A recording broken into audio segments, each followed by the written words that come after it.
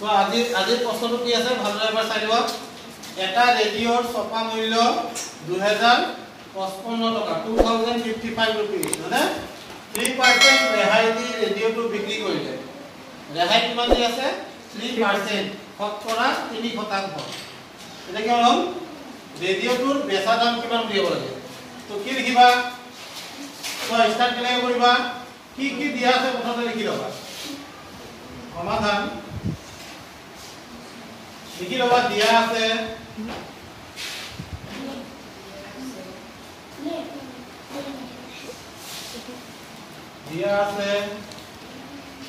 দিয়া আছে ছপা মূল্য ৰেডিঅ'টোৰ ছপা মূল্য কিন্তু আমি শৰ্টকাট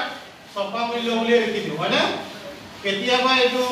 ৰেডিঅ' বুলি কব কেতিয়াবা বেলেগ এটা বস্তু কথা কব বস্তুটোৰ নাম যিয়ে নহওক সেইটো আমাৰ ইম্পৰ্টেন্ট নহয় ছপা মূল্য বা মাৰ্ক প্ৰাইস এমপি বুলি বুজোৱা হয় কি বুলি বুজায় মাৰ্ক প্ৰাইস এমপি সমান কিমান 2055 रुपीस অৰ্থাৎ 2055 টাকা এতিয়া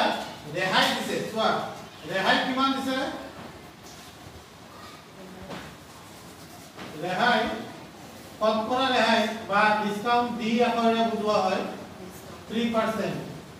হয়নে এইটো হল শতকৰা ৰেহাই কিমান হেতু কৈছে এতিয়া মই বেচা দাম উলিয়াবলৈ ৰেহাই পৰিমাণ উলিয়াব লাগিব এতেকে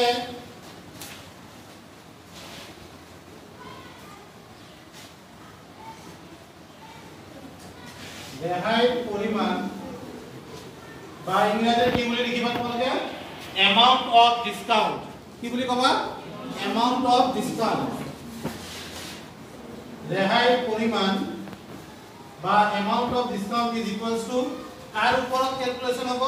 ক্যালকুলেশন সদায় মাৰ্ক প্ৰাইসৰ ওপৰত মানে কিমান দাম লিখা আছে তাৰ ওপৰত হ'ব 3% of মাৰ্ক প্ৰাইস বা অসমীয়াত যদি লিখা এতিয়া কি হ'ব কোৱাচোন ছপা মূল্যৰ তোমালোকে অসমীয়াত এনেকৈ লিখিবা বা ছপা মূল্যৰ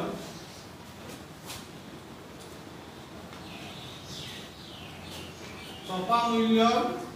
3% অসমীয়াত লিখিলে এনেকৈ লিখিব লাগে ইংৰাজীত লিখিলে এনেকৈ লিখে চোৱা অকমান পাৰ্থক্য আছে চোৱা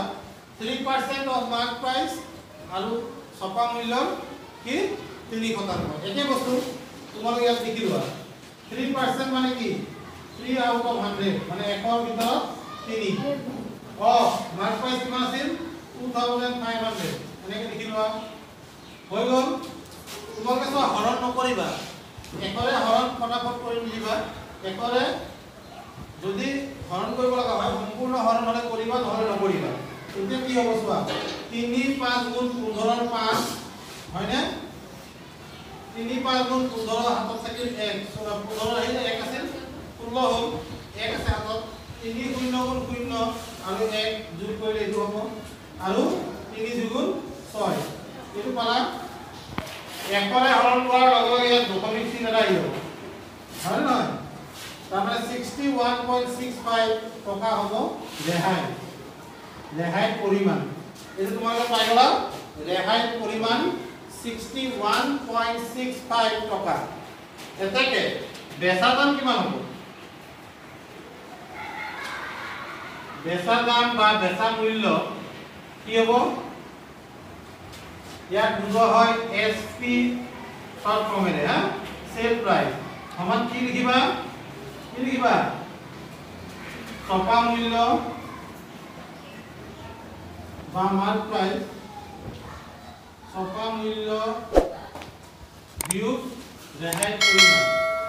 যিমান দাম লিখা আছে তাৰ পৰা কিমান ৰেহাই পাইছে সেইটো বাদ দিব লাগিব ধৰিব পাৰিছে না বস্তুটো মোহিত ধৰিব পাৰিছে না বস্তুটো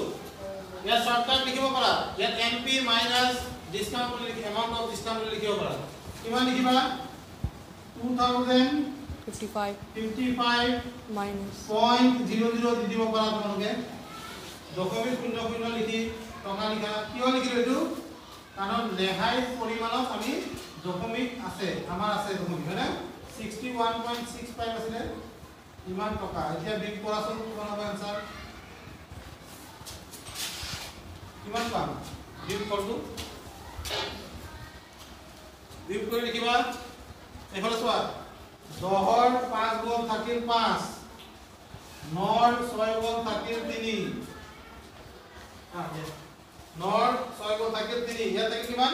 4 4ৰ 1 গুণ থাকিল 3 ইয়াত কিমান আছে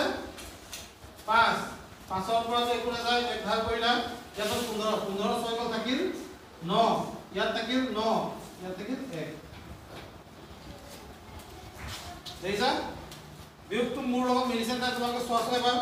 মোৰ ভুল হ'ব পাৰে এবাৰ চেক কৰি চাবা দেই দেখা কৰিছাচোন কৰিছ মিলিছে নাই